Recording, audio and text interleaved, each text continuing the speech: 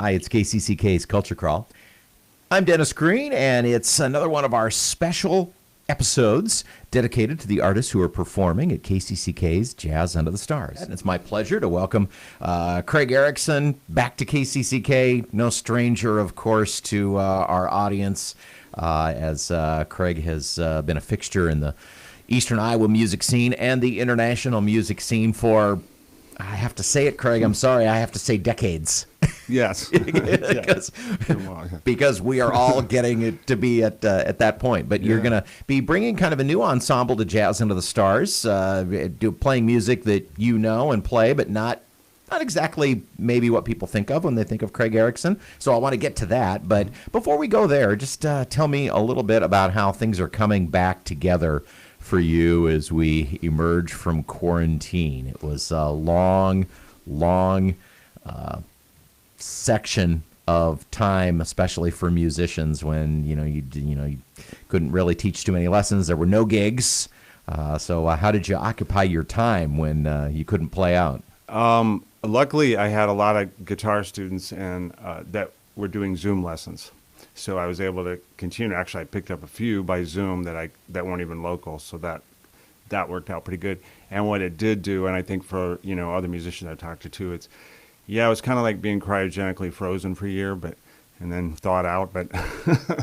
But really, what happened is I got very into writing and recording, and I spent a lot of time in the studio, like sometimes 10, 12 hours a day, and coming up with a lot of new material, a lot of different styles of material that first several projects. And you have a new album that you've been working on for a while, and I want to ask you about that too as we go on here. Okay. Let's we just talked about us being a certain age, so I want to go back in history just a little bit, because you came of age during a time, particularly in Cedar Rapids, when this was a music-rich town. Yes. You went to school with the Dohertys.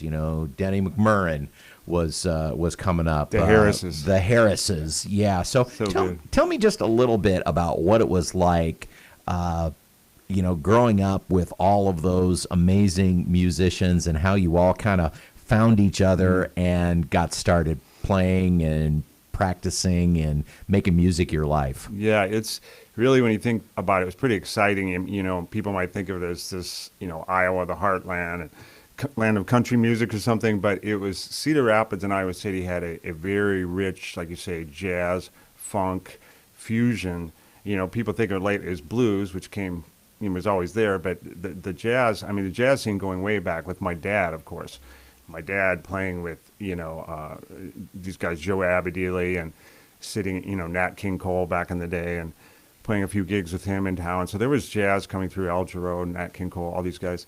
And my dad, having lessons at home, and of course Peter Harris would come over to the house, and then he's at a music store, and a lot of the local great guitar players would take lessons from him and a couple other guys in town. And hearing these guys as a little kid first opened my ears to say that, you might be not in Los Angeles or New York, but there's some really great players in this town.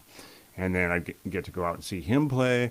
And then, of course, my first gig was with, if you can believe this, was with Dennis McPartland, Peter Harris, and my dad. And I was, I think, 12 or 13. And I was just thrilled. And I thought, these guys, they're just a few years older, not much, and I was like, I want to be like them. I got to get going, get working. So, and then just meeting all the great, the Doherty family, just, brilliant musicians.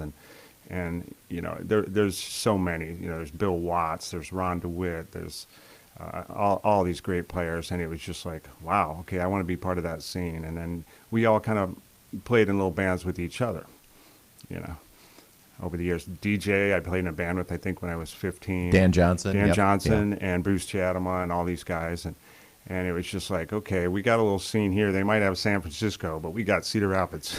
You know what I mean? Well, so many artists have hung around, obviously, and been here for us. But then you think about Michael Doherty. Yeah. The preeminent classical composer of his generation. You mentioned Peter Harris, who is now out on the West Coast and working in film scoring and things like that, and everybody, of course, who is Michael Boddicker. Michael Boddicker, yeah. Michael Jackson, with Lee Ritenour.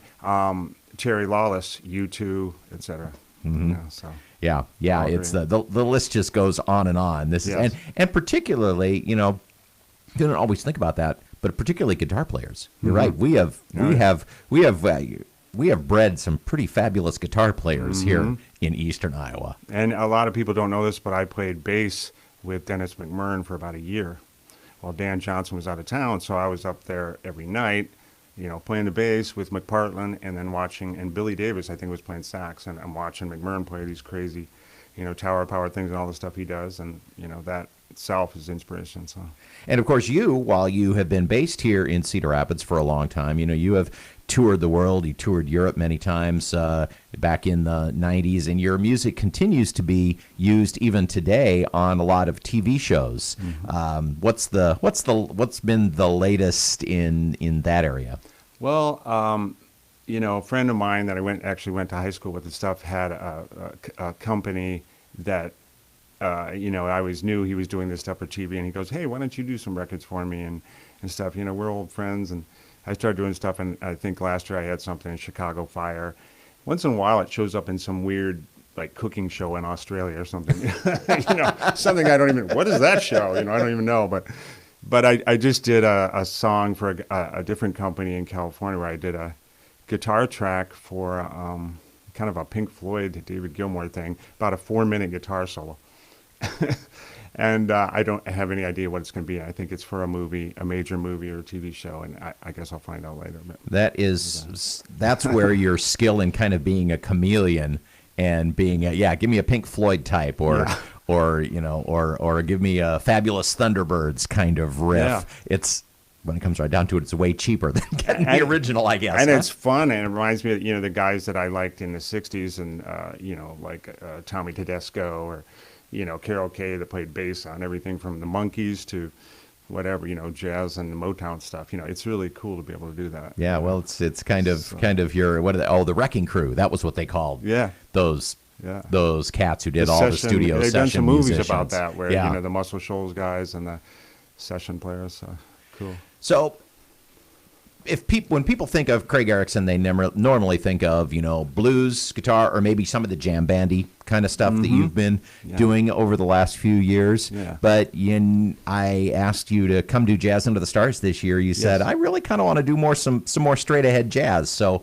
tell me what the Craig Erickson Quartet has in store for us. Well, like I say, I always appreciate, that my dad was one of the first artists for KCCK years ago. I think it was outside the building where we had the what became Jazz Under the Stars started as a concert here kind of a concert on the Kirkwood campus, and your dad was one of the players. Yeah, so he was always like, you need to do something more like this, get this kind of tone and play, a couple standards. And so he taught me a couple things that I, kind of alluded to a little bit at Opus and some things like that. And so we're going to do some stuff like that, kind of.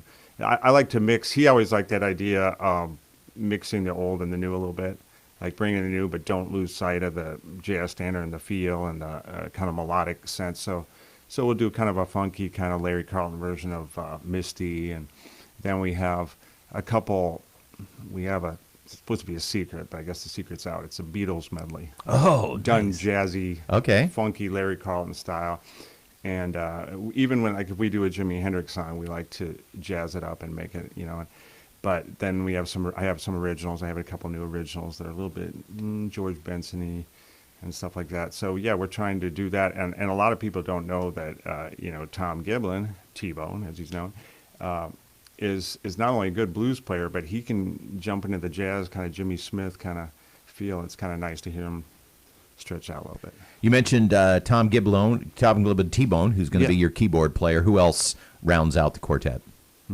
It's going to be Rob Haskell on drums, who's played with me when we played with Natalie Brown and Danny Kettleson. And then, of course, the guy that gets everywhere at once on bass, John Hall. That's because he's got so many strings on the bass and so many basses, he can just shapeshift. Yeah, I think he's going to be, he's appearing twice, I think, this year at Jazz Under the Stars. Soul Sacrifice. Yeah. So you talked about bridging the gap between the old and the new, and that got me thinking, because you were in the audience at the Iowa City Jazz Festival for Corey Wong. Right. Fantastic. What was your reaction to that? Well, Corey Wong is really refreshing. I feel like he's got a little of that Prince Minneapolis thing, funk thing. He's really got that down. Even some members of Prince's band, there were Power Generation. three or four members from New Power Generation who were in that band. Yep. And then, but he uses this kind of clean, kind of really tasty kind of effect. It's almost, he almost takes you back to some, Motown, like instrumental version of the Temptations or funk or Average White Band, Earth, Wind and Fire, that kind of stuff. In his podcast, he talks about kind of preserving he likes to preserve the guitar as kind of a comping instrument, even when he is playing lead. Am I getting that right? Yep. His chordal work is really refreshing and different. That's how. Even when he's playing lead, he's still doing way more chordal work. Yeah, which is Osnoy does that a little bit too. I've noticed. I like that. It's really good. Yeah. We've had some good experiences here as things have started to come back. Definitely. Yeah. Oh, definitely. The Craig Erickson Quartet will be our guest artist at Jazz Under the Stars 3 on August 19th. That'll also be the day of the KCCK CD and record sale, which I'm sure Craig is unhappy to hear because you always come to the sale. Yeah, I love that. You're not going to have much time to peruse the merchandise. I could get over there really quick and load up on a few CDs.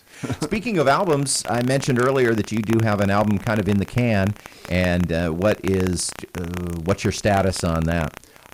It's being mixed this week. It's kind of a guy in California is mixing it, and this guy's done a lot of TV and movie soundtrack stuff and everything, and he's doing a great job. It's been quite an undertaking because I'm playing a lot of the instruments on a lot of the keyboards, guitar and bass, and I have one of the best drummers in the world on, a guy named Jeff Sipe that toured with John McLaughlin and Jimmy Herring, and it's just phenomenal drummer out of North Carolina area, I believe. Wow. Well, we're looking forward to hearing you and the quartet on the 19th at KCCK's Jazz Under the Stars. I say this every week. We've ordered good weather, so whether that, who knows? But it's just so great to have live music coming back, just coming back in general, but in particular, to get back to our 35-year plus tradition of presenting jazz in Norridge Park. And you've been there so many times, and as you said, your dad, Arne, was one of the very first KCCK artists who ever performed at our events, so thanks for continuing the tradition. Thank you. Thanks for having me. You can hear the Culture Crawl live on the radio many weekdays at 10:20. Download the podcast, watch or listen on your own schedule at kcck.org/culture or however you get your podcasts. I'm Dennis Green, and I'll talk to you later.